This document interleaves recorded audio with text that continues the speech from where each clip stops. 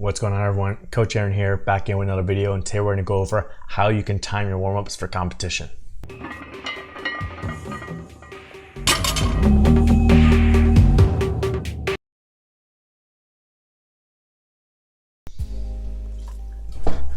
Alrighty everyone, welcome back to the channel. Welcome back to another video. Thanks for tuning in.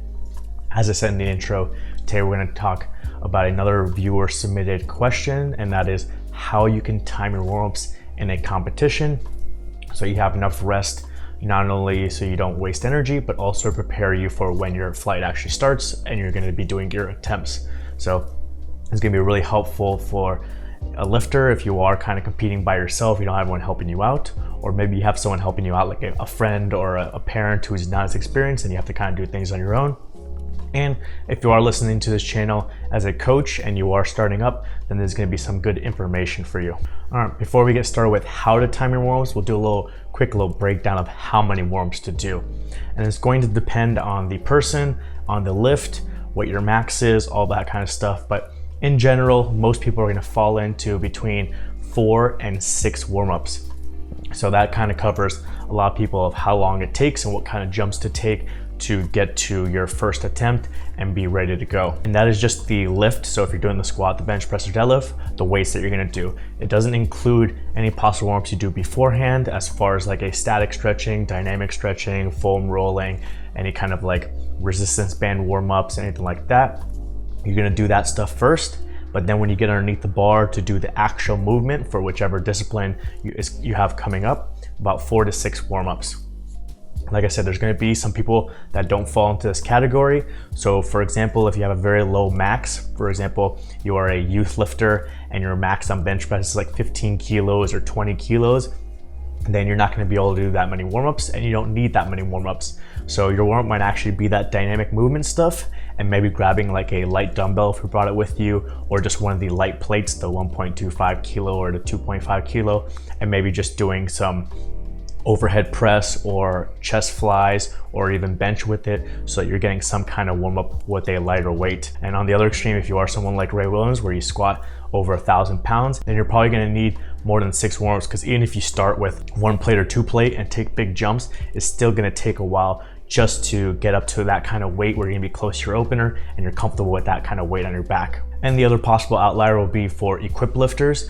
Your warm-up's going to be a little bit different in the number that you do and the type of warm-up you do, because for example, if you're on squat, you may warm up raw first and then raw with knee wraps, and then you put your suit on with the straps down, then you do maybe the full suit on, straps up, knee wraps. And you're also going to need more time to prepare, because your coaches might be loading the weight for you and then another coach is wrapping your knees, and it takes time to wrap the knees, get you up, put the straps on, put the belt on, wrist wraps, get under it. So you're gonna need more time dedicated to each warm-up in the back room, and you need to time that with other people warming up. So we're just gonna stick with that raw powerlifter or raw bench presser who is doing those about 4 to 6 warm-ups. All right, so one part of the process is to prepare yourself in advance.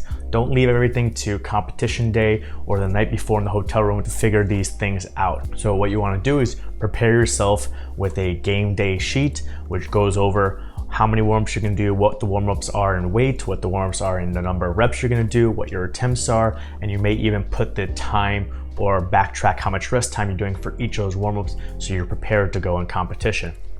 And how you plan that out can also be preparing yourself during your training. So during your training cycle, you may take 1 or more days and literally time yourself of how long it takes you to go through your entire warm-up process. So for my lifters, I like to do this when we're getting to that peaking cycle and we're doing a heavy single. Let's say you're warming up to whatever your planned last warm-up would be, or you're going up to whatever your first attempt will be. Well, then that's the perfect day to time everything. So you can literally grab your phone when you get to the gym, hit the start on the little timer, and then go through a process of putting your shoes on, putting your knee sleeves on, going through your dynamic warm-up, whatever you do, going through your warm-up attempts, and then hitting stop and seeing how long that takes you. Does it take you 15 minutes? Does it take you 45 minutes? Or does it take you an hour and a half? So that will give you an idea of how long it takes you in the gym to warm up for whatever that attempt is, and you can kind of use that information when you're building out your plan for the competition. The other thing with the preparation is it gives you an idea of what jumps to take. So if you're comfortable with taking certain jumps in the gym, if you like going 1 plate, 2 plate, 3 plates, 4 plates, whatever it is, then you want to maybe do something similar to that in the competition and not all of a sudden change it and do something way different as far as the number of warm-ups and the weights that you do. Obviously, there may be some differences depending on using pound plates or kilo plates, or how many warm-ups you're doing, or what attempt or what your first attempt is going to be, what you're warming up to. All right, so if you happen to be in the first flight, or if there's only one flight, and let's say the session starts for squats at 9 a.m., then you can backtrack your warm-ups off of that 9 a.m. start time based off of what you timed yourself in the gym.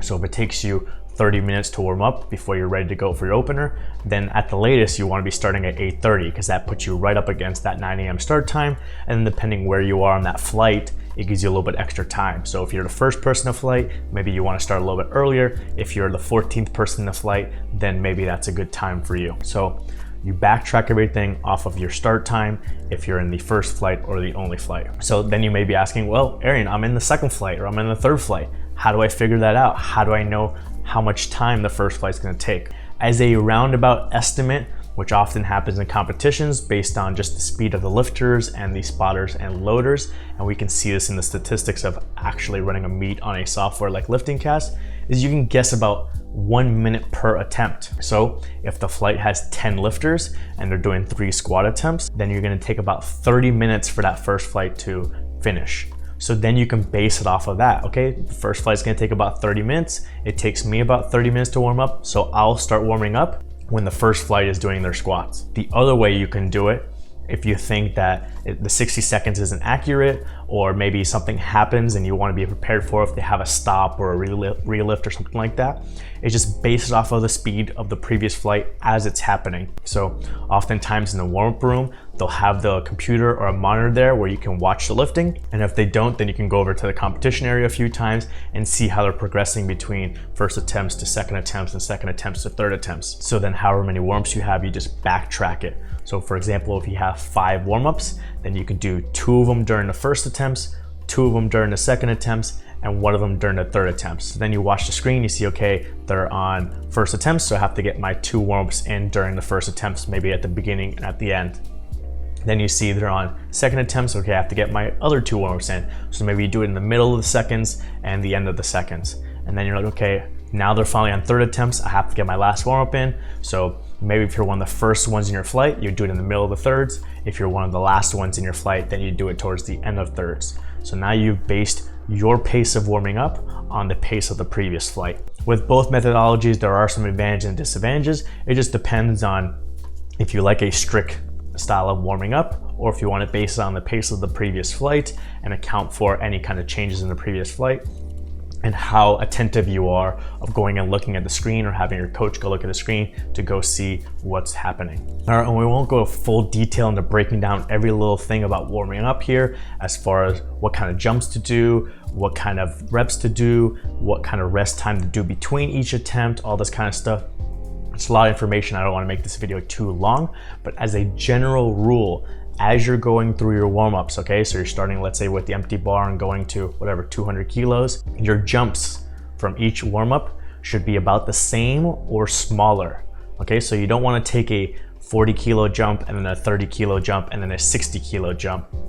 It just doesn't flow well, and it might mess you up. All of a sudden you're taking a bigger jump, you're putting a bigger load on your back, and it might just throw you off mentally. So what you want to do instead, like I said, same jumps are smaller. So instead you might do the 60 kilo jump, then the 40 kilo jump, then the 30 kilo jump, and then maybe it's a 20 kilo jump to your opener on the platform. And for the reps, again, you want to do either the same reps or smaller as you're going through your warm-ups. So again, as a bad example, you don't want to do the empty bar for 5 reps and then 1 plate for 3 reps and then 2 plate for 10 reps. Again, it doesn't make sense, and that's not the goal of the warm-up. On your initial warm-ups, you want to be doing more reps to kind of warm you up, get your heart rate going, get your blood flowing, wake you up, loosen you up. And then when you get to those heavier warm-ups, those final ones, you're just feeling that weight and you're honing in your technique. So you want to do less reps and you want to fatigue yourself less. So you flip it around. On your first warm up, let's say with the empty bar, you might do 10 reps to really loosen yourself up, sit in the bottom position of the squat, everything like that. Then when you do 1 plate, you might do 5 reps. When you do 2 plates, you might do 3 reps. When you do 3 plates, you might do 1 rep, and then 1 rep for whatever last warm ups you're gonna do until the platform. And then the same thing for your rest time. Your rest time, you wanna keep it shorter at the beginning and then increase it as you're going through the warm ups. Again, the shorter rest times at the beginning is because you don't need that much rest time as you're recovering from those weights that are very, very small, like the empty bar. And that shorter rest time kind of gets you moving more and not getting you cold. So that way you can, again, get that heart rate going, get the blood flowing, wake you up, everything like that. But once you're getting to those heavier weights and getting closer and closer to your max, then you want to ensure you're taking adequate recovery so you're fully recovered for the next warm up and you're fully recovered for your opening attempt so that you can move it as fast as possible, and then that can help you estimate what your next attempt should be for your second and third and get that PR without gassing yourself out in the warm-up room. And if you want to learn more about this information about how to warm up, not only in a competition, but in a gym, we do have a Squats and Science coaching podcast. We have it on Castbox, Spotify, iTunes, and some other platforms. Most people use Spotify, so I put the link to our Spotify channel in the description below, so if you ever want to go look at it. But if you go look at episode 1, our very first episode is all about timing your warm-ups, and we break this all down in a much longer format if you really want to see the details and get more examples of how to warm up. And you might be like, hey Aaron, well, what about my attempts? Yeah, you told me all about warm-ups, but how do I pick my attempts to get the most on the platform in place? So we also have a podcast episode on that. Go look at podcast episode number 2, all about attempt selection strategy, and we break it all down of different ways you can pick your attempts based on percentage based, RPE based, and velocity based, and some of the things to factor in when it's just like a local level versus you're trying to place at nationals or worlds. On top of that, right here on this YouTube channel, I have a video that I put out recently going over an advanced attempt selection strategy. So if you want to look into more advanced strategies, you already know like the basics of how to take jumps, you can go look at my video. I'll put the link to that in the description below as well, and I'll put the little card above, and you can go look at an actual example of a lifter that I was coaching at Worlds against another country and how we changed our strategy on deadlift based on what we were seeing to put us in the best position to win. So lots of good information that I put here on my YouTube channel and that Coach Joe and I put on our podcast, and also on our Squats and Science Instagram and my personal Instagram, putting out all kinds of content in different forms for all you guys that are out there that want to learn for the sport of powerlifting, whether you are an athlete, a coach, a meet director, or a referee. So again, all those links are in the description below, so you can go check them out, see what you like, watch some more videos, listen to some podcast episodes, gain some more information so you can dominate on the platform. And you know, as always, do that YouTube stuff. Like the video if you liked it. If you didn't like it, give it a thumbs down, but I'm sure you liked it. Subscribe to the channel so you can see more videos like this. Comment below what other topics you'd like for me to discuss. I'm taking viewer topics. As long as you send me something that I think will be interesting and that I'm knowledgeable about, I'll make a video on it.